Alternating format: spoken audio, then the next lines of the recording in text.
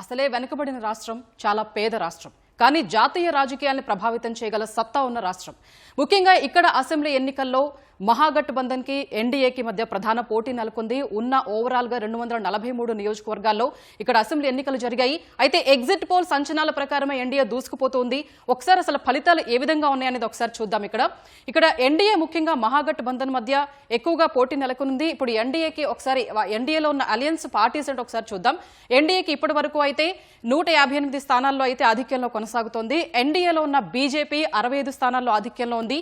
JDU Janata Dal you 74 స్థానాల్లో ఆధిక్యంలో దూసుకుపోతోంది. ఇక ఎల్జేపీ 15, హెచ్ఐఎం హిందుస్థాన్ అవామీ మోర్చా 4 స్థానాల్లో దూసుకుపోతుంది. రాష్ట్రీయ లోక్ మోర్చా ఇంకా అయితే డిపాజిట్ కూడా వస్తుందో రాదో అన్న డౌట్ కూడా ఉంది. ఇంకా అయితే స్థానాల్లో అక్కడ ఏమీ గెలిచినట్టుగా కనిపించట్లేదు. ఇక మహాగఠబంధన్ 81 స్థానాల్లో ఆధిక్యంలో అయితే దూసుకుపోతుంది. అలయన్స్ లో ఏ పార్టీస్ ఉన్నాయో ఒకసారి చూద్దాం.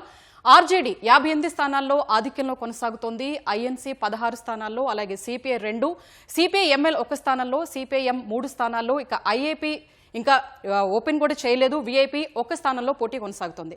ముఖ్యంగా ఇక్కడ కుల సమీకరణాలతో రాజకీయాలు అనేవి జరుగుతూ ఉంటాయి. ఎవరైతే ఎక్కువ వీళ్ళకి ప్రజలకి మౌలిక సదుపాయాలు కల్పిస్తూ ఉంటారో, అలాగే 5% కన్నా ఎప్పుడైతే ఎక్కువ ఓట్లు పోలింగ్ శాతం అనేది నమోదవుతుందో అక్కడ ఖచ్చితంగా వాళ్ళకి గెలుపు తథ్యం అనేది కూడా చరిత్ర చెప్తోంది. అయితే ఇప్పటి వరకు ఎరుగని విధంగా చరిత్రలో తొలిసారి 1951 తర్వాత 66% పోలింగ్ నమోదైంది. ముఖ్యంగా మహిళా ఓటర్లు ఎక్కువగా ఈసారి ఉత్సాహంగా పాల్గొన్నారు. పురుష ఓటర్లు తగ్గారు. సో ఈ పార్టీలు ఇలా గెలవడానికి, లేకపోతే ఇప్పుడు ఎన్డీఏ దూసుకుపోవడానికి ఎగ్జిట్ పోల్స్ అంచనాలకి ఏ అంశాలు దోహదం చేశాయి,